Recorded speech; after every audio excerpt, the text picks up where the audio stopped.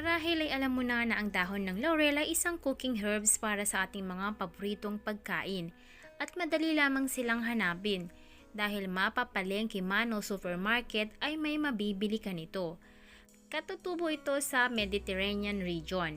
Ang bay leaves ay kilala din ng matagal na bilang protection at abundance magic.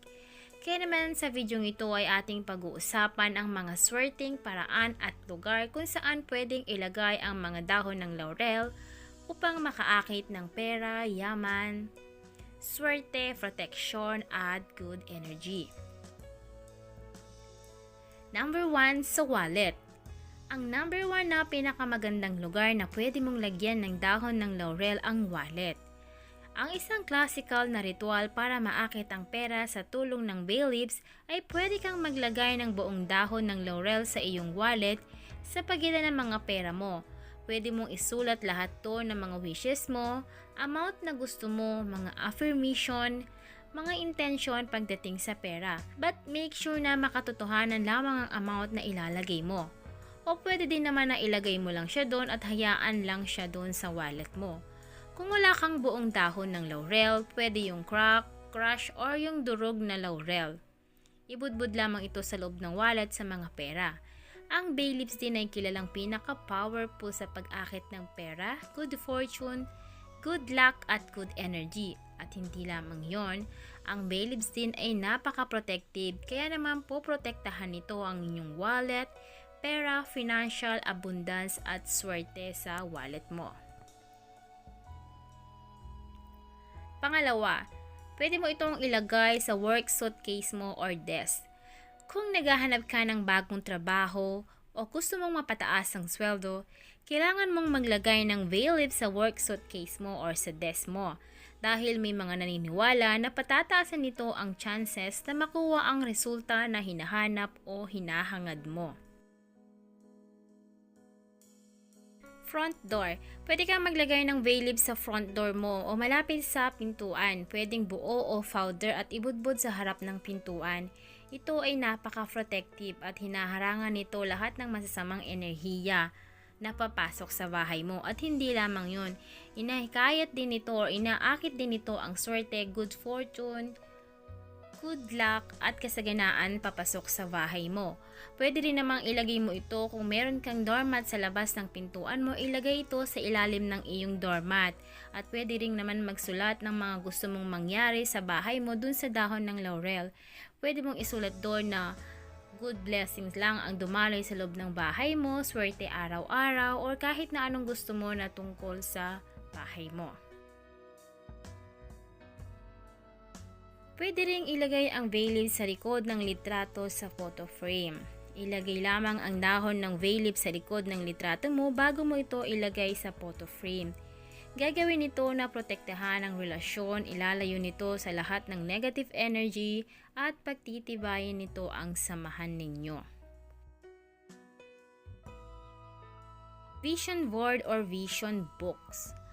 Ang gagawin mo lamang dito ay i-tape or i-glue doon ng bay leaf o pwede rin namang budburan mo ang palibot nito ng powder bay leaf kung wala kang buong dahon ng laurel.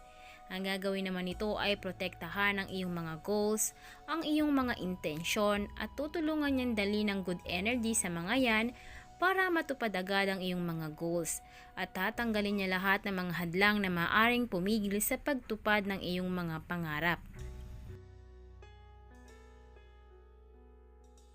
Sa bawat sulok ng mga kwarto. Ilagay ang isang piraso ng bay leaf sa bawat sulok ng kwarto na kung saan ang pamilya mo ay laging andoon most of the time. Itataboy nito palayo lahat ng mga sakit mula sa mga nakatira sa bahay na iyon. Kung lagi kang nagdadala ng dahon ng laurel na ito, mailalayo ka nito sa gulo. At para maakit mo ang positibong pagbabago sa buhay mo, rub with your fingers ang dahon ng laurel. Langhapin ang aroma nito at bigkasin ng malakas ang iyong mga hangarin. Pwede rin itong ilagay sa cash register.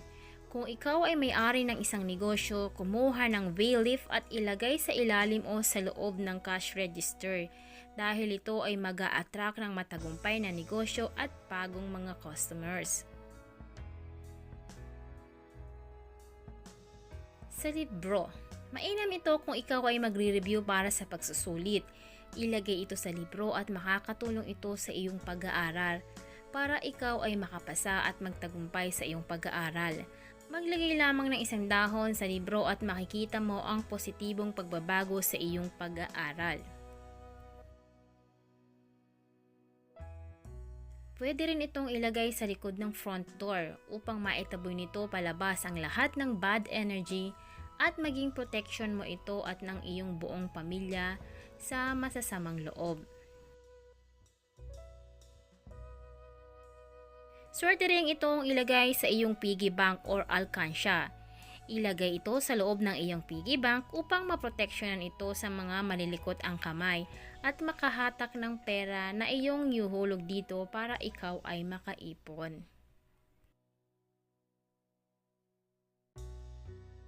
Sa ilalim ng unan or ilalim ng kama, dahil nga sa ito ay kilalang protective herb, poprotektahan nito ang iyong relasyon at ang iyong connection mo sa sarili mo habang ikaw ay natutulog. Hindi lamang iyan, inaanyayahan din nito ang isang magandang panaginip at gagawin din nito na mahimbing ang tulog mo. At ang panghuli ay sa sasakyan o sa kotse. Ilagay sa sasakyan upang ikaw ay maproteksyonan sa anumang aksidente sa daan. Ilagay ang isang dahon ng laurel sa isang tagong lugar sa sasakyan o isabit ito at lagyan ng 4 na star ang dahon ng laurel na tumutukoy sa 4 na direksyon. Pagkatapos isabit sa harap ng driver's seat. Pwede ding isulat sa dahon ng laurel ang proteksyon at blessings at ilagay sa sasakyan. Gagawin ito na protektahan ka habang nasa daan at iniimbitahan din niya ang blessings sa daan. Kung ayaw mo ng buong dahon, pwede namang powder ang gamitin mo at ibudbud mo na lang ang kaunti sa kotse mo or sa sasakyan. At hindi lamang ito nag-invite ng good blessings, good fortune at protective energy, kung hindi nagbibigay din ito ng kakaibang aroma na talaga namang nakakapagparelax sa atin. So yun lamang guys ang ilan sa mga masaswerteng paraan at lugar na pwede mong lagyan ng dahon ng laurel upang ma-attract mo ang pera, kasaganaan, good energy at protection na hinahangad mo. Paalala lamang guys, ito ay gabay lamang ngunit upang tayo ay magtagumpay, importante pa din na tumawag tayo sa Diyos at magsikap at syempre sasamahan din natin ng gawa lahat ng ating mga pangarap.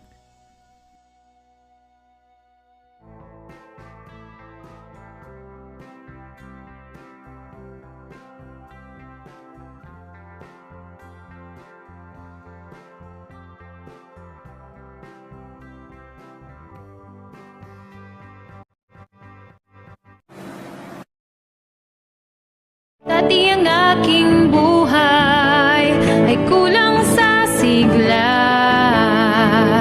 Gandang taglay ko ay hindi nila makita. Ngunit nang ikaw ay makilala, ang beauty ko'y nililingon na. So pick and pack, shop till you drop. Sa isa shop, gaganda ang buhay. Pick and pack, shop till you drop. Sa isa shop, mundo'y magiging makulay. So pick and pack, shop till you drop.